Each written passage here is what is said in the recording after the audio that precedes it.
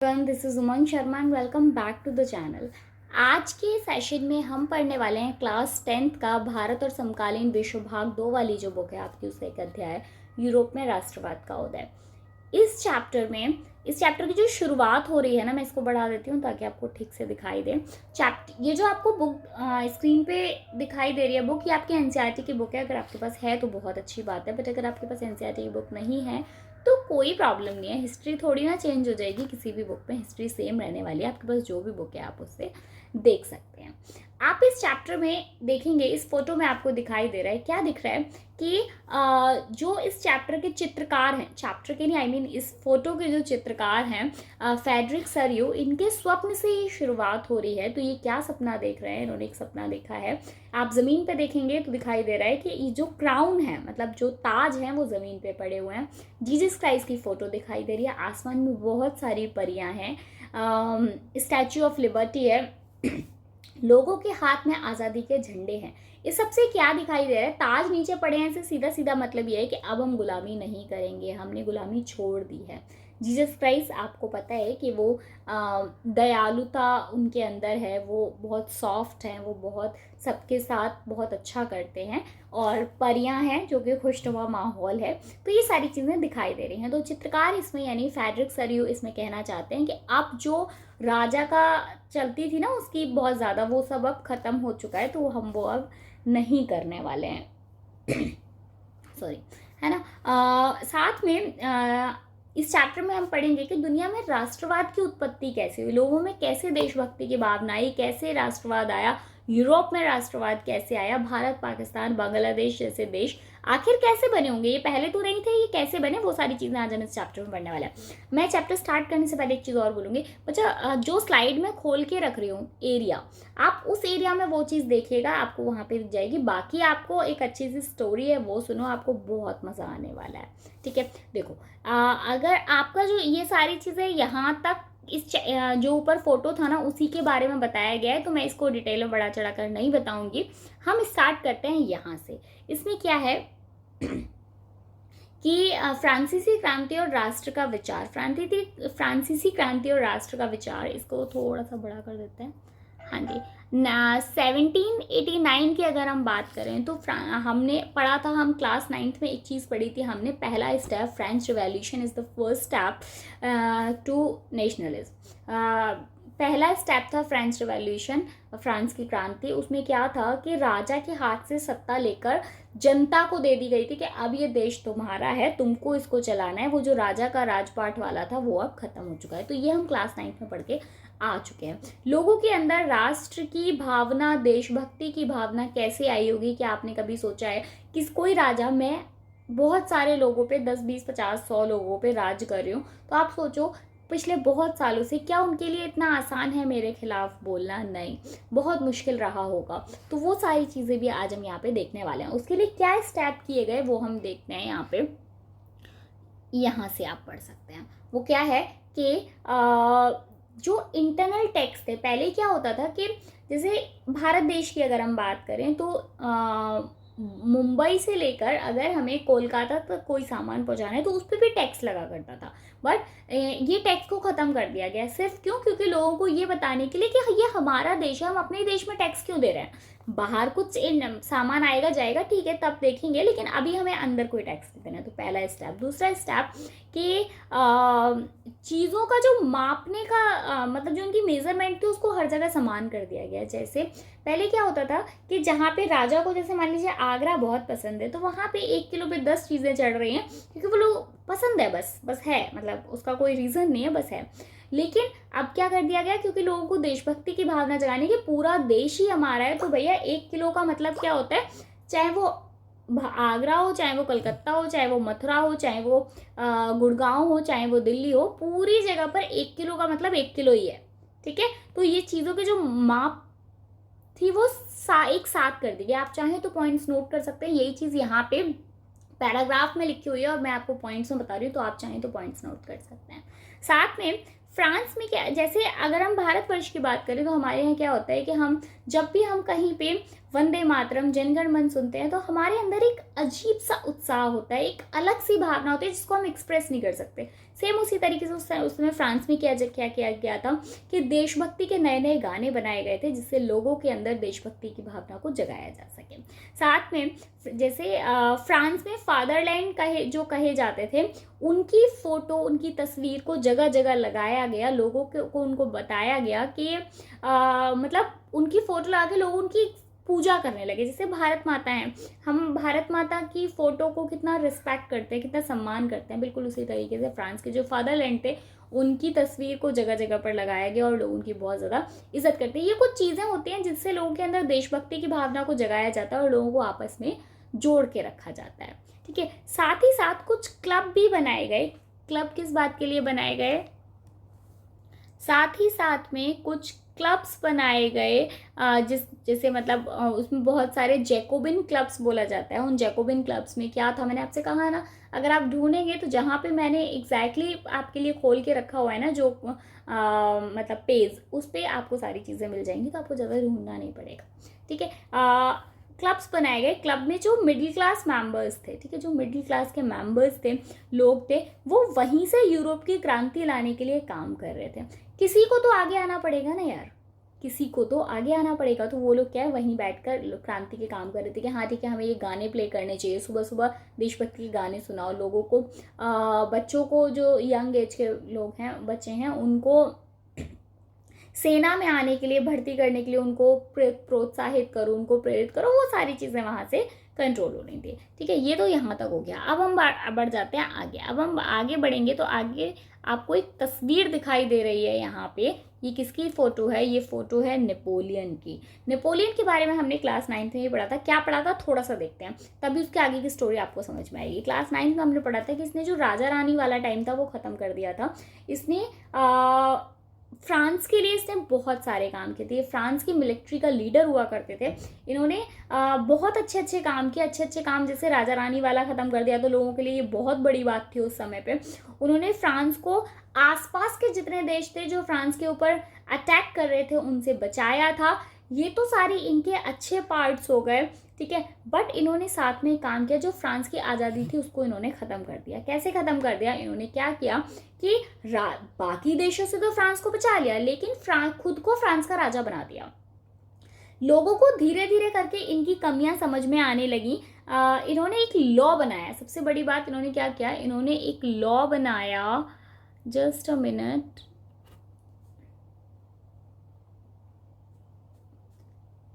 हाँ जी, आप यहाँ से देखो।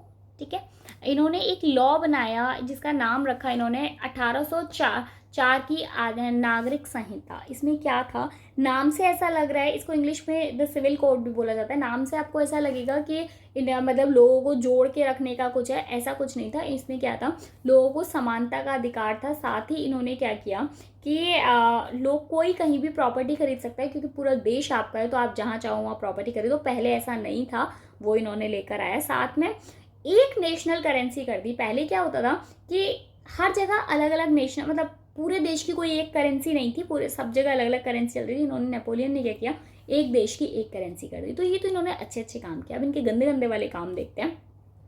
धीरे धीरे लोगों को समझ में आया कि ये क्या कर रहे हैं, कि इन्होंने वोट देने का अधिकार तो बिल्कुल ही खत्म कर दिया, क्योंकि खुद राजा हैं तो वोट देने वाला तो खत्म ही कर दिया। साथ में इन्होंने एक चीज़ और की, इंटरनल टैक्स तो हटा दिए कि आपको आगरा से दिल्ली कोई सामान भेजना है तो उस पर कोई इंटरनल टैक्स नहीं है, बट जो ओवरऑल टैक्स था वो इन्होंने बहुत ज़्यादा बढ़ा दिया। तो लोगों को धीरे धीरे करके ये चीज़ समझ में आने लगी। साथ में इन्होंने एक चीज़ और की कि ज़बरदस्ती क्या हो रहा था, अपनी खुद को स्ट्रांग बनाने के लिए इन्होंने क्या किया कि ज़बरदस्ती लोगों को आर्मी में भर्ती करना स्टार्ट कर दिया। वो लोगों को पसंद नहीं आया। ठीक है, आगे बढ़ते हैं। आगे ये आपने नेपोलियन की कहानी आपको यहाँ तक समझ में आ गई। अब नेपोलियन की जो इसके आगे की कहानी है ना, उसके लिए आप थोड़ा सा वेट करो, है ना। उसका पार्ट थोड़ी सी टाइम में आएगा। अभी हम पढ़ते हैं यूरोप में राष्ट्रवाद का निर्माण। अगर हम यूरोप में राष्ट्रवाद का निर्माण की बात करें तो हम 18वीं शताब्दी, अभी हम 18वीं शताब्दी का ही पढ़ रहे हैं। 18वीं शताब्दी के नक्शे को अगर आप मैप को देखेंगे तो आपको कहीं पर भी ऐसा कोई नाम याद, मतलब नज़र नहीं आएगा कि जर्मनी है, इटली है, स्विट्जरलैंड है, कहीं पे भी ऐसा कुछ नज़र नहीं आएगा। तब क्या होता था, हाँ, तब जो होता था वो राजशाही देखो राजशाही, डची, कैंटनो, ये सारी चीज़ें इस तरीके के नाम आपको देखने को मिलते थे।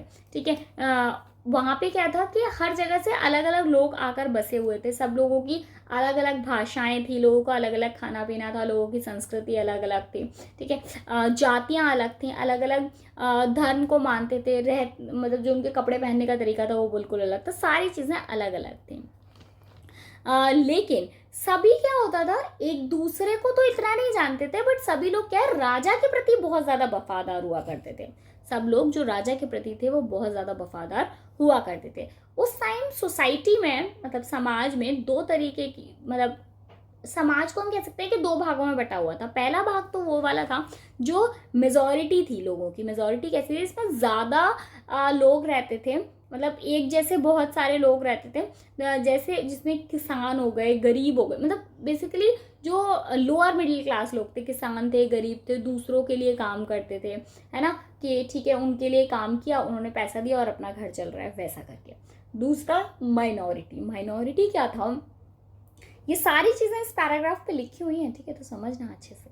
माइनॉरिटी क्या था, कम लोगों का एक समूह था। मेजॉरिटी क्या है, ज़्यादा लोगों का समूह था। माइनॉरिटी क्या है, कम लोगों का एक समूह। कम लोगों का एक समूह जिसमें थोड़े से रिच लोग आते थे, थोड़े से अमीर लोग आते थे, है ना, जो जिनके राजा के साथ बहुत अच्छे संबंध हुआ करते थे। ठीक है, उन्होंने जैसा बोल दिया वैसा हो जाता था। शक्तिशाली लोग थे, मतलब पावरफुल लोग थे, जिनके पास प्रॉपर्टी भी थी, ज़मीन जायदाद थी।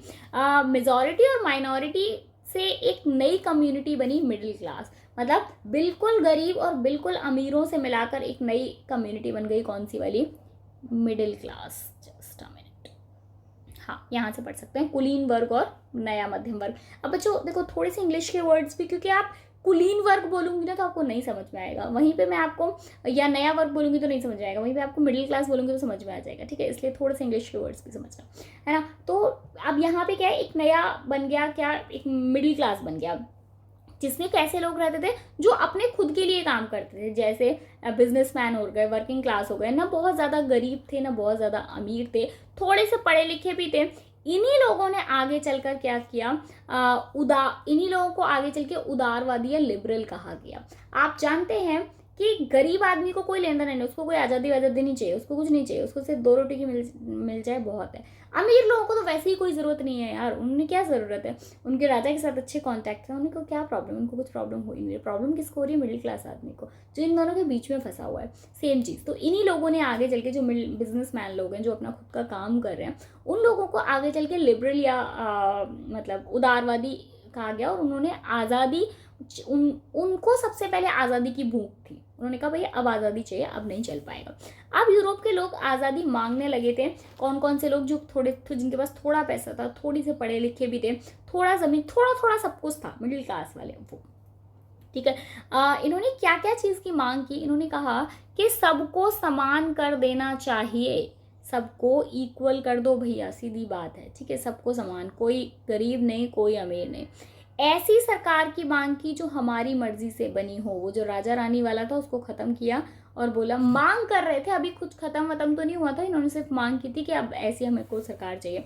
नेपोलियन ने गरीबों से, नेपोलियन ने एक बहुत बड़ा, मतलब आप इसे गलत काम इसलिए नहीं बोलोगे क्योंकि उसने इसके साथ एक अच्छा काम भी किया था, कि उसने लोगों को वोट का एक अधिकार दे दिया था, लेकिन सिर्फ किसको, मर्दों को, सिर्फ पुरुषों को, सिर्फ जेंट्स को।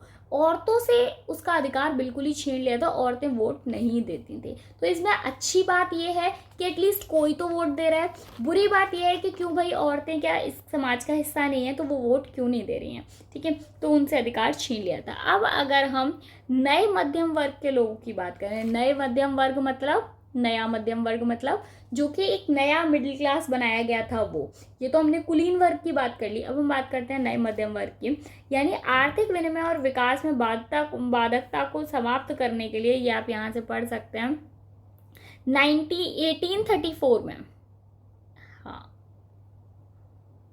हाँ, ठीक है, 1834 में क्या हो गया था, मैं एक संघ बनाया, जॉल्वे राइन बनाया गया।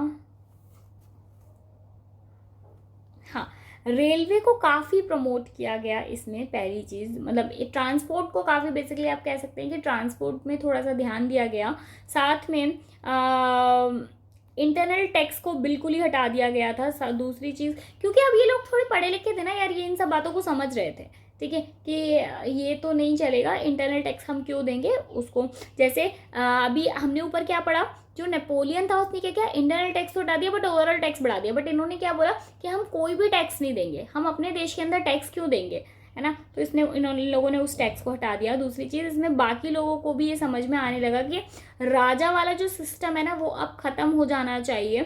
बाकी समस्या, अगर राजा वाला सिस्टम ख़त्म हो गया तो बाकी समस्याएं अपने आप ख़त्म हो जाएंगी। और हमें क्या है, एक नई सरकार मिलनी चाहिए जो कि जैसा हम बोले वैसा करे। जैसा हम बोले से मतलब एक अच्छे नियम और कानून पे काम करे, जैसा कि आज चल रहा है, ठीक है। तो ये किसकी मांग थी, ये नया मध्यम वर्ग जो बना था, जो कि बिल्कुल गरीब लोग और बिल्कुल अमीर लोगों से निकाल के जो बीच वाला बना था, उसने ये सारी मांग की थी।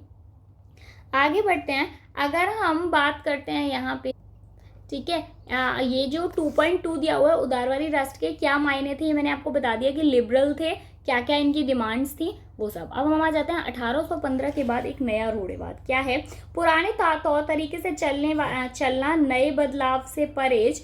मतलब आप जानते हो ना कि बहुत सारे लोग, मतलब अगर 500 लोगों पे शासन किया जा रहा है, एक उनके लिए एक अच्छा स्टेप भी लिया जा रहा है कि भैया राजा रानी वाला खत्म कर देते हैं, आगे बढ़ते हैं सबसे, तो भी वो सबको भाता नहीं है, सबको उसमें मज़ा नहीं आता, ठीक है। तो वही हो रहा था यहाँ पे कि अभी भी समाज में कुछ ऐसे लोग थे जिन्हें आज भी वो राजा रानी, वो राजतंत्र, समाज में ऊंच नीच, क्रांति से पहले का दौर पसंद था। अब वो उस चीज़ के लिए आवाज़ उठा रहे थे। जैसे हमारे घर में भी जो बड़े लोग होते हैं उनको इतनी जल्दी चेंजेस वो एक्सेप्ट नहीं करते, ठीक है। उनको क्या होता है, जैसे मतलब आई हो थिंक कि आप समझ रहे हो कि मैं क्या कहना चाहती हूँ, ठीक है। तो आपके घर में कोई चेंजेस आ रहे हैं तो वो इतनी जल्दी से उसमें नहीं घुल मिल पाते हैं। वही सेम हो रहा था। नेपोलियन रूढ़िवादी नहीं था, क्यों रूढ़िवादी होता तो फिर वो वोटिंग अधिकार क्यों देता, है ना। उसने वोटिंग अधिकार नहीं दे दिए थे, मतलब महिलाओं को नहीं दिए थे बट पुरुषों को दिए थे, लेकिन वो रूढ़िवादी नहीं था। बट वह क्रांति के लिए जो काम किए, राजाओं को पसंद नहीं आया। उसने राजाओं को वो सारी चीज़ें पसंद नहीं आई थी, पब्लिक को पसंद नहीं आ रहा था, वो दूसरे रीजंस थे, बट राजाओं को उसके किए हुए काम भी पसंद नहीं आ रहे थे। सबने मिलकर नेपोलियन को हरा दिया। 4 देश थे जिन्होंने मिलकर नेपोलियन को हराया था। कौन कौन से 4 देश थे वो यहाँ देख सकते हो आप, ब्रिटेन, रूस, प्रशा और ऑस्ट्रिया, इन्होंने मिलकर नेपोलियन को हरा दिया था। साथ में चारों देशों ने एक मीटिंग की एक तस्वीर आपको इसके जस्ट नीचे दिखाई है, ये देखिए, है इसमें चारों देशों ने मिलकर एक नई मीटिंग की कि यूरोप में क्या क्या बदलाव किए जाने चाहिए। अब ये 4 देश मिलकर डिसाइड कर रहे थे कि भैया यूरोप को कैसे कंट्रोल करना है, यूरोप पे क्या करना है, क्योंकि अब तक जो इनके लिए काम कर रहा था नेपोलियन, वो तो उसको तो इन्होंने हरा दिया था। तो ये क्या डिसाइड कर रहे थे कि पार्टी का जो करता धरता था, यानी जो होस्ट था, वो था ऑस्ट्रियन ड्यूक। देखो यहाँ पे लिखा भी होगा, कहीं पे नाम होगा, जस्ट मिनट मैं आपको ढूंढ के बताती हूँ। चलो, मुझे अभी इसमें नाम नहीं दिखाई दे रहा है कि नाम क्या था, मैं आपको वैसे ही बता देती हूँ। आप मतलब वो नाम भी इम्पॉर्टेंट नाम है, अगर आप पेपर में नाम लिखते हैं तो एक अच्छा इंप्रेशन जाता है। ड्यूक मैट्रिज बना। इस मीटिंग का जो मुख्य उद्देश्य था वो यूरोप में जो बदलाव हुए थे उनको कैसे खत्म करना है, क्योंकि काफ़ी सारे चेंजेस किसने कर दिए थे, नेपोलियन ने कर दिए थे, कि अधिकार दे दिया था, आप जमीन खरीद सकते हो, वो सब चेंजेस को कैसे खत्म करना है, इस सब के लिए ये मीटिंग की गई थी। लुई द 16th जो हमने क्लास 9th में पढ़ा था, वो तो मर गए थे। लुई द 16th हम क्लास 10th में क्लास 9th में पढ़ के आ चुके हैं, वो मर गए थे। पर उन्हीं की फैमिली का एक उनका भाई था, उनका एक कजिन था, लुई फिलिप को पावर दे दी गई थी गद्दी पर बैठने की, ठीक है। जो बदलाव अच्छे लगे उन्होंने उनको, मतलब नेपोलियन ने जो चेंजेस किए थे, अब क्या था, जो लुई फिलिप थे ना, जो इस मीटिंग को होस्ट कर रहे थे, उन्होंने क्या किया कि जो चेंजेस, जो बदलाव उनको अच्छे लग रहे थे, उनके फेवर में थे, उनको तो रखा और बाकी सबको हटा दिया गया। तो मतलब धीरे धीरे करके आप ऐसा कह सकते हैं कि इस मीटिंग का जो मेन उद्देश्य था वो यही था कि किस तरीके से यूरोप को जो उसमें अच्छे चेंजेस हैं, मतलब उनके अकॉर्डिंग जो चेंजेस नहीं है उनको हटा दो और बाकी सारे चेंजेस रहने दो, कोई दिक्कत वाली बात नहीं है। आप यहाँ से देखो, इस फोटो में आपको समझ में आएगा कि फोटो में सारे लोगों ने, मीटिंग ऐसे थोड़ी ना होती है कि मुंह पे कपड़े क्यों बांध रखे हैं।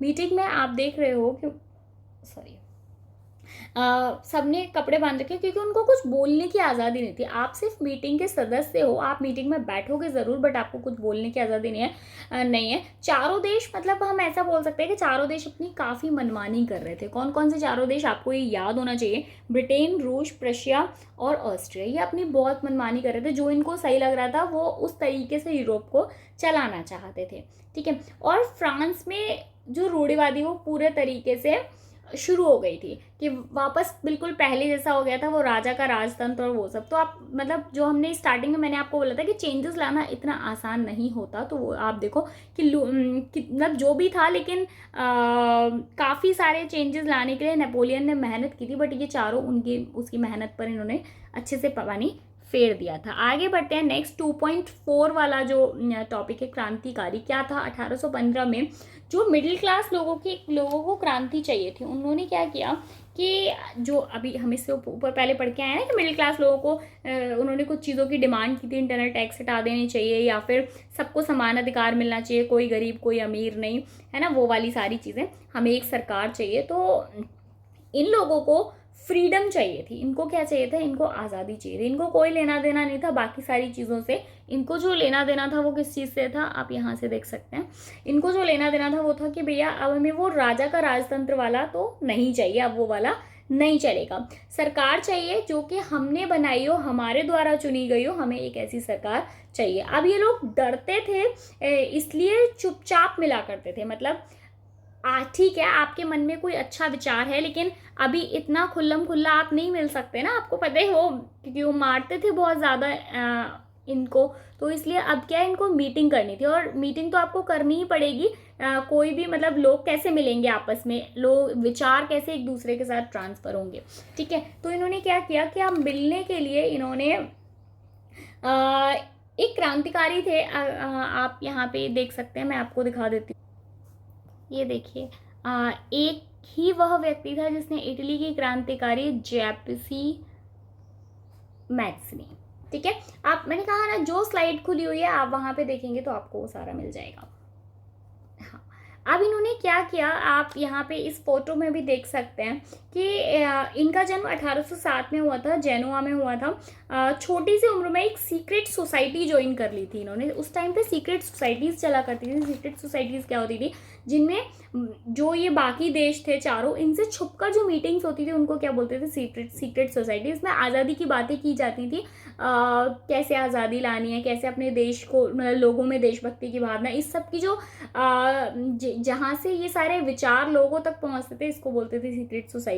इन्होंने भी एक छोटी सी उम्र में एक सीक्रेट सोसाइटी को ज्वाइन कर लिया था 1831 में। 1831 में क्या हुआ, यहाँ से देख सकते हो, ओके, हाँ। 1831 में इन्होंने लिगुरिया में क्रांति का प्रयास किया, वहीं इन्हें जेल में डाल दिया गया, बहुत पिटाई की गई इनकी। जेल से आकर इन्होंने 2 संगठन बनाए। पहला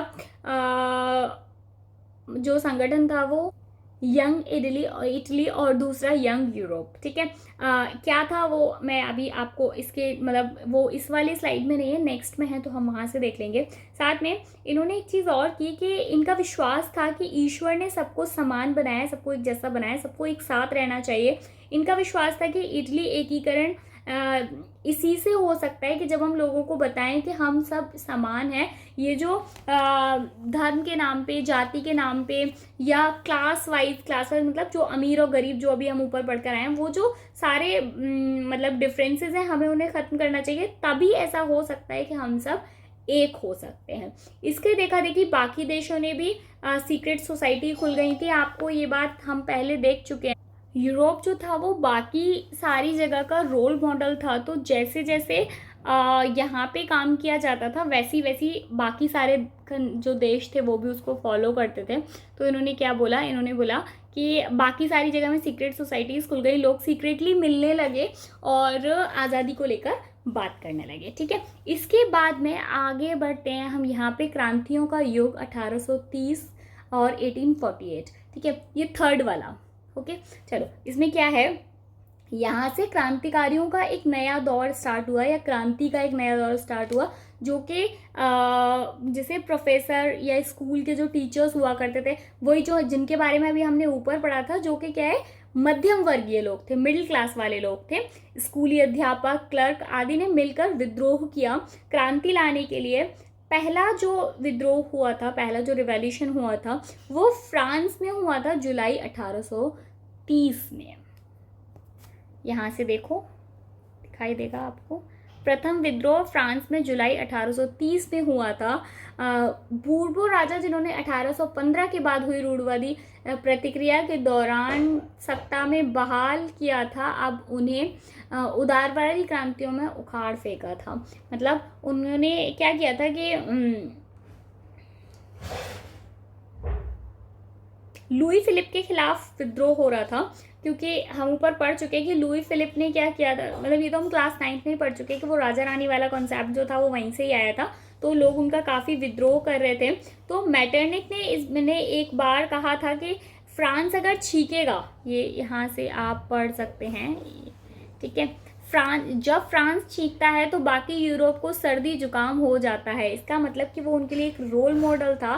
फ्रांस से उन सबको प्रेरणा मिलती थी, जैसा जैसा फ्रांस करता था बाकी सारी जो जगह थी वो भी, पूरा यूरोप भी वैसा ही करता था, बाकी जो जगह थी वो भी वैसा ही करता था, ठीक है। तो दूसरा विद्रोह यूनान का स्वतंत्रता संग्राम था। 15वीं शताब्दी में यूनान ऑटोमन साम्राज्य का हिस्सा था।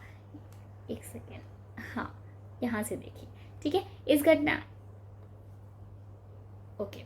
आगे ऑटोमन एम्पायर की अगर हम बात करेंगे, या आप यहाँ से पढ़ेंगे, आपको बुक में यहाँ पे दिया हुआ है, देखिए ये एक मुस्लिम साम्राज्य था, ठीक है। ऑटोमन एम्पायर एक मुस्लिम साम्राज्य था। अगर हम 1821 के आरंभ की बात करें, शुरुआत की बात करें, तो यूनानियों ने अपने आज़ादी के लिए बहुत ज़्यादा संघर्ष किया था और यूरोप ने से मदद मांगी थी। आप अभी बार बार हम एक ही चीज़ पढ़ रहे हैं कि यूरोप से जब हेल्प मांगते थे, यूरोप इनकी मदद करता था, और यूरोप मतलब अगर कुछ अच्छा कर रहे हैं तो यूरोप इनकी हेल्प करता था, क्योंकि वो बहुत ज़्यादा पावरफुल, इन सब में सबसे ज़्यादा पावरफुल था वो, तो काफ़ी हेल्प की थी। यूरोप से मदद ली, और 1832 में कस्तूरनिया की संधि में यूनान को एक स्वतंत्र राष्ट्र की मान्यता मिल गई थी। ये जिस चीज़ के लिए, अपनी आज़ादी के लिए लड़ रहे थे, वो इनको मिल चुका था। इसके बाद आगे बढ़ते हैं, रूमानी कल्पना और राष्ट्रीय भावना। क्या है ये रूमानी कल्पना और राष्ट्रीय भावना? बहुत इजी सा टॉपिक है।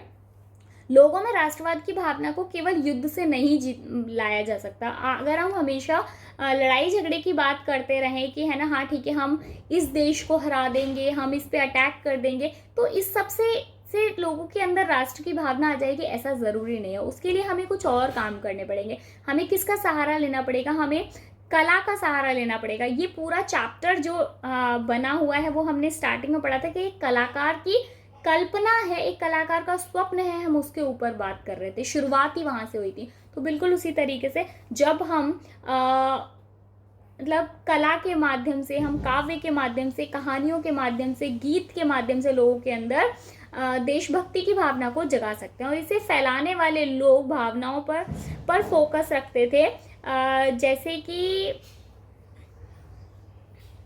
चलो जैसे कि अगर हम हमारे भारतवर्ष की बात करें, फ्रांस का तो अभी छोड़ देते हैं, अगर हम अपने भारतवर्ष की बात करें तो आपको पता ही है कि अगर कहीं भारत का झंडा आपको दिखाई दे जाए तो आपके अंदर एक अलग उत्साह होता है, एक अलग उमंग होती है। सेम उसी तरीके से वहाँ पर भी ऐसा हो रहा था, लोगों को ये समझ में आ रहा था कि केवल मारकाट से काम नहीं चलेगा। अच्छा, इसके दो एग्जाम्पल, वैसे तो बहुत सारे उदाहरण हैं, बट आपकी बुक में जो मेन जो दो एग्जाम्पल्स दिए हुए हैं उसको यहाँ, ये रहा, आप यहाँ से देखिए। पहला एग्जाम्पल जो वो है, जर्मन का एक दार्शनिक था ग्राटफीड जैसे रूमानी चिंतकों ने दावा किया कि सच्ची जर्मनी संस्कृति उनके आम लोगों के बीच में निहित है। मतलब उन्होंने कहा कि अगर आप जर्मन के बारे में मतलब बात करना चाहते हैं, जर्मन के बारे में समझना चाहते हैं, इसको बोलते थे दास बोल को। इन्होंने बोला कि उनके साथ में रहो, तभी आप उनकी सभ्यता को अच्छे से समझ सकते हो। अगर आप उनकी सभ्यता को देखना चाहते हो तो आपको उनको आम लोगों के बीच में रहना पड़ेगा। साथ में इसमें एक दूसरा भी दिया हुआ है, ये देखिए यहाँ पे, राष्ट्र की सच्ची आत्म लोकगीत, जनकाव्य और लोकतंत्र से प्रकट होती है। यही दो चीज़ें जो कि मैंने अभी आपको ऊपर बताई कि अगर आपको लोगों के अंदर बहुत सारे लोग ऐसे हैं ना जिनको मारपीट पसंद नहीं है, तो उनके अंदर आप देशभक्ति की भावना कैसे लेकर आएंगे? इन्हीं सब चीज़ों से आप उनको देशभक्ति के गाने सुनाएंगे, आप उनको देशभक्ति का चित्र दिखाएंगे, फोटोज़ दिखाएंगे, पेंटिंग्स दिखाएंगे, तो उनके अंदर देशभक्ति की भावना अपने आप ही जागृत हो जाएगी। आगे बढ़ते हैं नेक्स्ट टॉपिक है आपका 3.2 भूख, कठिनाइयों और जन विद्रोह। ये बहुत इंपॉर्टेंट टॉपिक है, यहाँ से क्वेश्चंस आपके बनेंगे। क्या क्वेश्चन बनेगा, देखिए, यूरोप की पहली बड़ी समस्या थी 1830 से 1840 के बीच में ये समस्या चली कि यूरोप की हालत जो थी वो बहुत ज़्यादा ख़राब थी। 1830 से 1840 के बीच में हालत ख़राब थी, जनसंख्या बहुत ज़्यादा स्पीड से बढ़ रही थी। अब जब जनसंख्या बढ़ रही है तो क्या हो रहा है, नौकरियों की कमी हो रही है, नौकरियों की कमी हो रही है तो क्या हो रहा है, लोगों में भूख बढ़ रही है। मतलब भूख से मतलब उनके पास खाने के लिए नहीं है। गांव के जितने भी लोग थे वो सारे गांव छोड़ छोड़कर शहर की तरफ आ रहे थे कि काम की तलाश में, लेकिन यहाँ पे तो काम था ही नहीं क्योंकि ऑलरेडी इतनी सारी जनसंख्या थी, तो लोगों को काम कैसे मिलेगा। तो ये सारी बहुत सारी दिक्कतों से जब यूरोप गुजर रहा था 1830 से 40 के समय पे, ब्रिटेन ने क्या किया, इस बीच में एक स्टेप लिया, उसने मशीनों से चीज़ों को बनाना स्टार्ट कर दिया। अब आप ये बहुत अच्छे से जानते हैं कि जब हम मशीनों से चीज़ें बनाते हैं और जब हाथ से चीज़ें बनाते हैं तो मशीनों की कॉस्ट भी कम लगती है और चीज़ें जल्दी बनती हैं। तो हो क्या रहा था कि यूरोप उसने पूरे तरीके से और सामान यूरोप में जब उन्होंने बेचा ब्रिटेन ने, तो सब लोग उस सामान को कंज्यूम करने लगे। इसकी वजह से क्या हो रहा था, जब मशीनों से सामान बन रहा था तो जो फसल वगैरह थी वो भी सारी ख़राब हो रही थी, धीरे धीरे करके बहुत ज़्यादा नुकसान हो रहा था यूरोप को। फसल ख़राब होने से और ज़्यादा हालत ख़राब हो गई, बहुत ज़्यादा भुखमरी फैल गई। फ्रांस के लोगों ने अब इसी सब के लिए फ्रांस के लोगों ने एक विद्रोह किया, एक क्रांति के लिए एक विद्रोह किया। उन्होंने क्या कहा ना, 1848 में, यहाँ से देखिए, हाँ, ये इस तस्वीर में आपको दिखाई दे रहा है कि लोग किस तरीके से मतलब रो रहे हैं, तड़प रहे हैं भूख से। किसान है ये, किसान विद्रोह जिसको बोला जाता है 1848। आपको याद रखना है डेट, किसान विद्रोह 1848 में हुआ था। किसने किया था, फ्रांस के लोगों ने किया था ब्रिटेन के खिलाफ।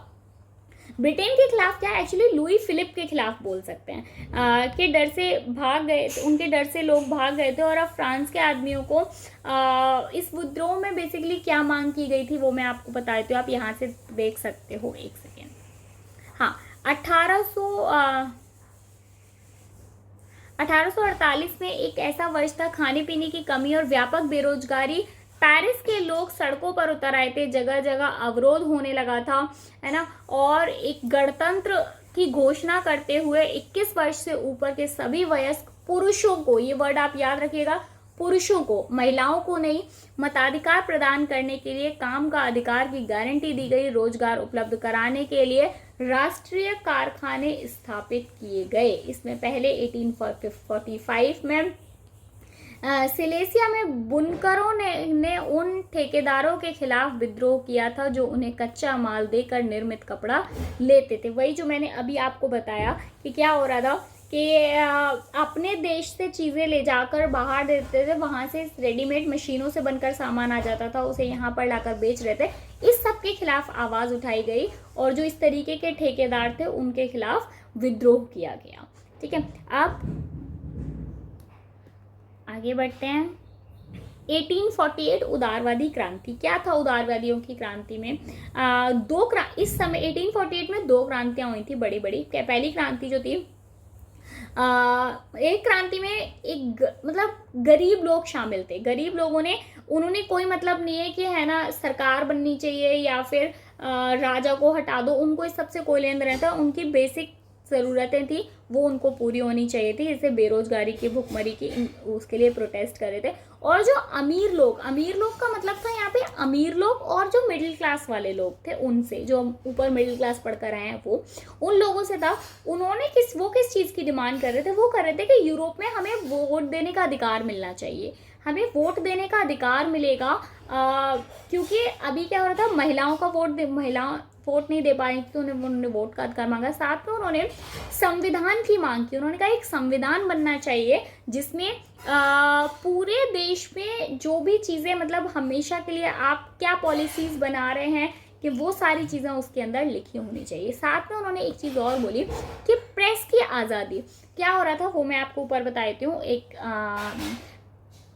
अगर आप प्रेस को आज़ाद, जैसे आज की अगर हम बात करें, प्रेस को पूरी आज़ादी है, वो अपने मन से कुछ भी छाप सकते हैं, ठीक है। तो इससे ना थोड़ा सा डर रहता है लोगों के अंदर कि हम कुछ गलत करेंगे तो सबके सामने आ जाएगा। बट उस टाइम पे क्या था, हमने ऊपर देखा कि लोग बैठे तो हुए हैं मीटिंग में, बट उन्होंने मुंह पे पट्टियां बांधी हुई हैं कि आपको बोलने का अधिकार नहीं है। तो इन्होंने क्या बोला, हमें प्रेस का अधिकार होना चाहिए, प्रेस की आज़ादी का अधिकार होना चाहिए। हम कुछ भी छाप सकते हैं, कुछ भी से मतलब जो समाज में हो रहा है वो हम लोगों तक पहुंचा सकते हैं। महिलाओं के अधिकार के लिए प्रोटेस्ट हो रहा था। साथ ही जर्मनी, इटली, पोलैंड ने भी राष्ट्रीय एकीकरण की मांग की। जर्मनी ने ना पूरे तरीके से यूरोप को कॉपी किया। यूरोप को कॉपी करके अपनी एक असेंबली बना ली 1848 में। ये देखिए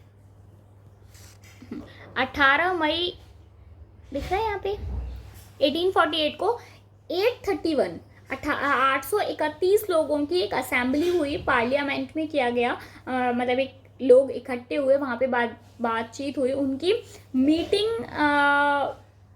कहाँ पे हुई, सेंट पॉल चर्च में हुई। आप यहाँ से देखिए, इस फोटो से आपको ज़्यादा अच्छा समझ में आएगा। ये आपको इमेज दिख रही है। इस मीटिंग में आप देख रहे हैं कि ये जो मीटिंग हुई है 831 लोगों की जो मीटिंग हुई है असेंबली, वो कहाँ पे हुई है, सेंट पॉल चर्च में हुई है। चर्च में मीटिंग क्यों हुई है, क्या ये चर्च में क्या करने गए हैं, वहाँ पे प्रे करने गए हैं? नहीं, मीटिंग में एक्चुअली देखो 831 उस टाइम पे ऐसी कोई जगह नहीं थी जहाँ पे इतने सारे लोग इकट्ठे होकर बैठ जाएं, तो इसलिए सबसे बेस्ट जगह इनको वहीं लगी कि चर्च में चलते हैं, बड़ी जगह है, वहाँ पे बैठ जाते हैं। इस फोटो में आपको एक चीज़ और दिखाई दे रही होगी, नीचे कुछ लोग हैं और ऊपर कुछ लोग हैं। नीचे जो लोग बैठे हुए हैं वो तो सारे 831 लोग हैं, पुरुष हैं। ऊपर जो लोग हैं वो सारी महिलाएं हैं। उनको बोलने का अधिकार नहीं था, बट वो असेंबली में जाके जो भी बातें हो रही है उनको देख सकती हैं, उनको सुन सकती हैं, बट वो कुछ बोल नहीं सकती। इसीलिए इस फोटो में दिखाया गया है कि वो सब लोग ऊपर बैठे हुए हैं और बाकी जो पुरुष हैं वो नीचे बैठे हुए हैं। ठीक है, आगे बढ़ते हैं नेक्स्ट टॉपिक पे। नेक्स्ट टॉपिक है जर्मनी एंड इटली का निर्माण। अच्छा, जर्मनी और इटली कैसे बना होगा, बस 10-15 मिनट का टॉपिक और रह गया, देन ये चैप्टर आपका खत्म हो जाएगा। होप, मैं उम्मीद कर रही हूँ कि आपको वीडियो पसंद आ रहा होगा, आपको स्टोरी पसंद आ रही होगी। बेसिकली मैंने आपसे पहले भी कहा था कि इंडियन हिस्ट्री को अगर आप एक स्टोरी की तरह सुनोगे आपको बहुत मजा आएगा। चलो, अब जो सबसे रूढ़िवादी लोग थे, जो सबसे ज्यादा पिछड़ी सोच के लोग थे, रूढ़िवादी होते हैं जो पिछड़ी सोच के लोग होते हैं, वही लोग अब क्या है, नेशनलिज्म को यूज कर रहे थे। और जो प्रशिया जो राष्ट्र था वो बहुत डोमिनेटिंग था, लोगों को बहुत ज़्यादा दबा रहा था। उस वक्त प्रशिया की बहुत चलती थी। उन्होंने कहा कि जर्मन में वो सभी लोग जो जर्मनी बोलते हैं उन्हें साथ लाने की जिम्मेदारी मतलब इन्होंने प्रशिया ने अपने ऊपर ले ली। एक्चुअली था क्या, मैं आपको बता देती हूँ। 1848 में क्या हो रहा था कि राष्ट्रवाद और का जनतंत्र का और क्रांति का अलगाव होने लगा था।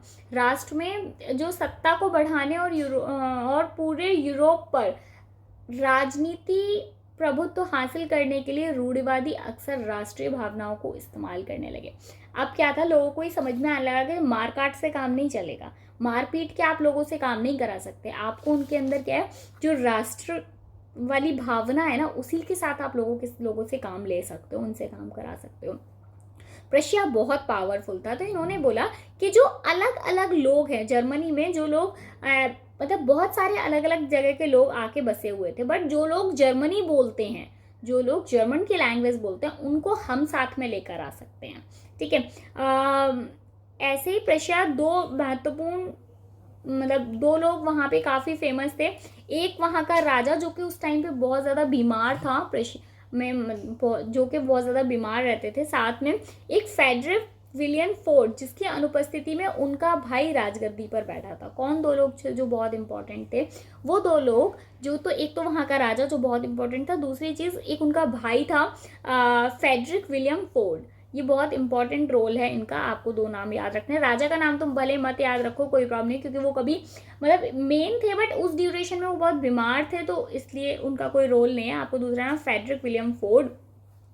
साथ में उनके एक चीफ थे, Otto von Bismarck. Otto von Bismarck क्या था, मैं आपको थोड़ा सा और डिटेल में समझा देती हूँ। उन्हें 7 साल के दौरान ऑस्ट्रिया, डेनमार्क, फ्रांस को प्रशा ने हराया था, क्योंकि प्रशा बहुत स्ट्रांग था, हमने भी बात की। और वहीं नए जर्मनी साम्राज्य की स्थापना हुई। तो यहाँ से तो आपका बन गया क्या, जर्मनी। अब अगर हम इटली की बात करें तो इटली में क्या हुआ था, 19वीं सदी में इटली 7 राज्यों में बटा हुआ था। 19वीं सदी में इटली 7 राज्यों में बटा हुआ था। जस्ट अ मिनट बच्चों।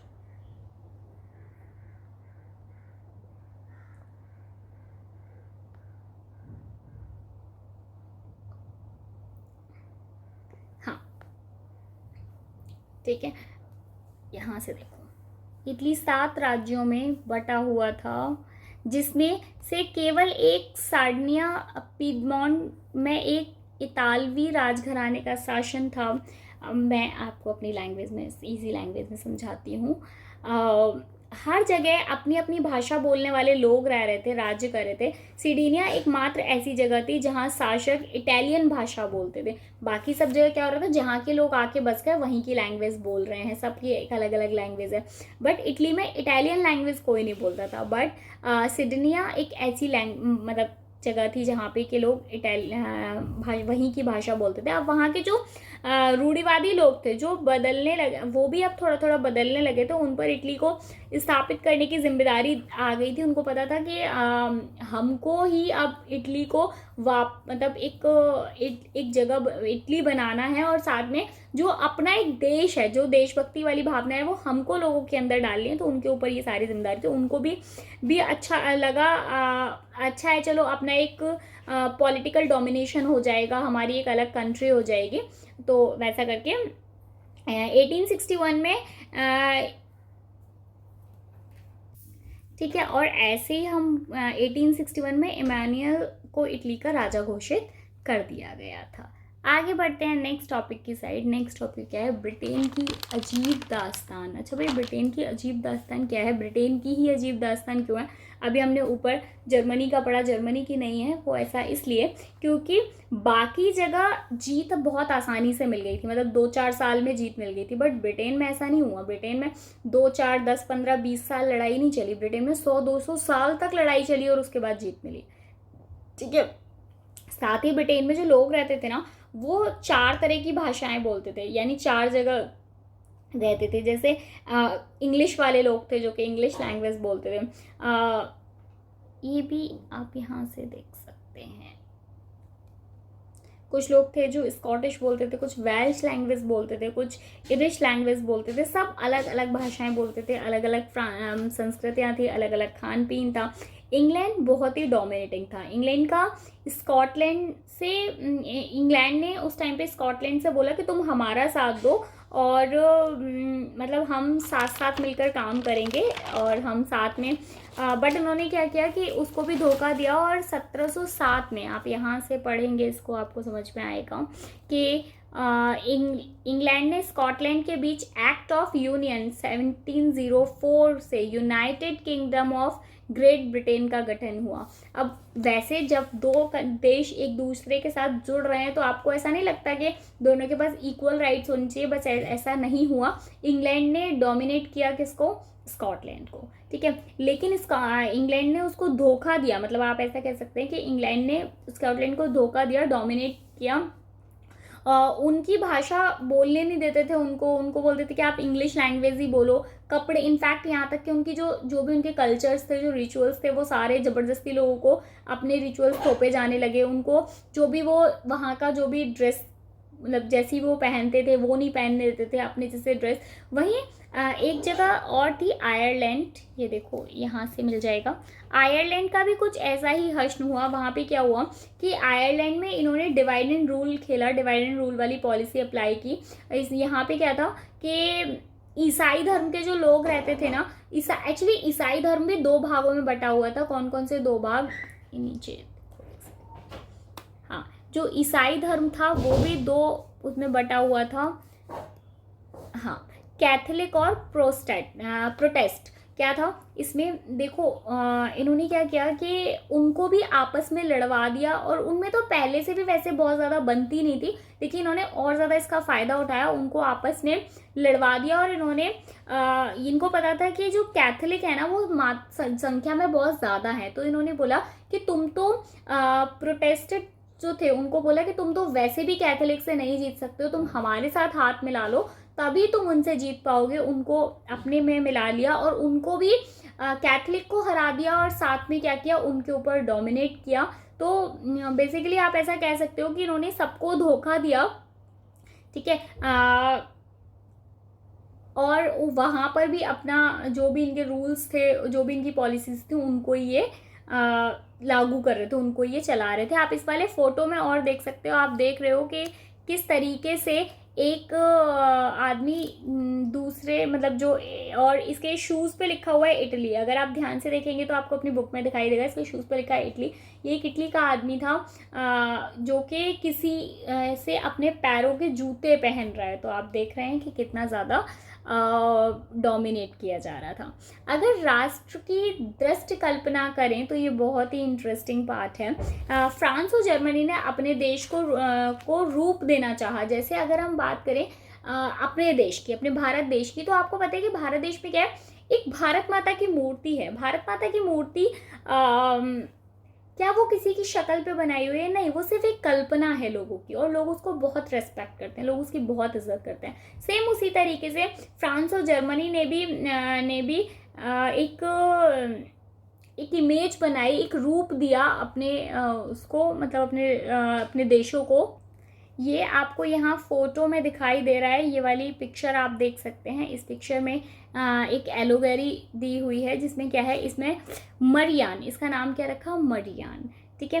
ये एक ईसाई नाम होता है, तो इन लोगों ने अपनी, जैसे हमने भारत माता कैसे रखा, ठीक है, उसी तरीके से इन्होंने अपनी जो एक प्रतिनिधित्व करते हुए, मतलब जो इमेज बनाई, जो रूप दिया, उसका नाम रखा मरियान, ठीक है। जर्मनी में जो बनाई वो आप यहाँ पे नीचे देख सकते हैं कि मतलब सर पे एक ताज पहना हुआ है। वो ताज का मतलब वो राजपाट वाले ताज से नहीं है, पत्तों का एक ताज पहना हुआ है, जो कि परियां पहनती हैं, फेरी पहनती हैं, जो कि शांति का प्रतीक है। हाथ में फ्लैग लिया हुआ है वो, तो साथ में तलवार हाथ में ली है। तलवार का मतलब यहाँ पे ये दिखाया गया है कि अगर हम वैसे माथे पे जैसे फेरी वाला ताज से मतलब ये है कि हम बहुत शांति प्रिय हैं, बट साथ में तलवार लिए कि अगर आप लड़ने के लिए तैयार हैं तो हम भी लड़ने के लिए तैयार हैं, हम किसी से पीछे नहीं हटेंगे। और इसको नाम क्या दिया गया, जर्मेनिया।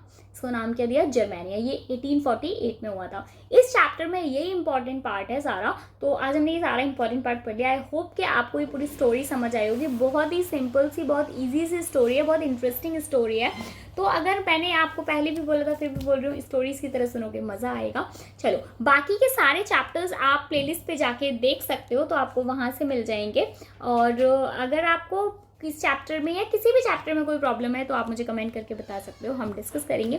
मिलेंगे नेक्स्ट वीडियो में, तब तक के लिए bye, thank you so much and all the best. अगर आपको वीडियो पसंद आती हो तो आप वीडियो को लाइक करो, एक अच्छा सा कमेंट करके मुझे बताओ कि आपको वीडियो पसंद आ रही है, ठीक है। चलो, बाय।